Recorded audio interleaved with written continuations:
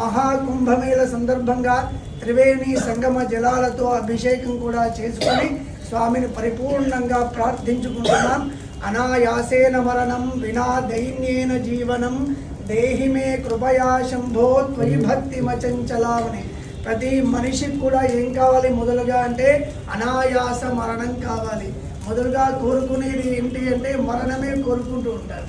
బర్త్డేలు చేసుకుంటారు కదా, అది డెత్ డేకి దగ్గరగా ఉందని అర్థం. ఆ బర్త్డేలన్నీ కూడా ఆ మరణం ఎలాంటి మరణం కోరుకుంటాము అని అంటే మన అనాయాస మరణంగా.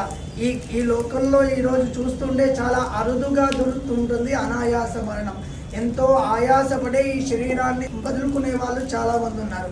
అనాయాస మరణం కావాలంటే రోగ బాధలు లేకుండా ఉర్వారుకమివ బంధనాన్ మృత్యోర్ముక్షీయమామృతాత్ అన్నట్టుగా మహామృత్యుంజయ మంత్రంలో చెప్పినట్టుగా ఒక దోస పండు ఎలా అయితే సంపూర్ణంగా పండి తీగ నుంచి వేరవుతుందో ప్రకృతిలో ఇంకే పండు కానీ ఇంకే కాయ కానీ ఇంకో పుష్పం కానీ కాదట్లా. ఓన్లీ మనం దోస పండును మాత్రమే చూస్తాం. పరిపూర్ణంగా పండి తీగ నుంచి వేరవుతుంది.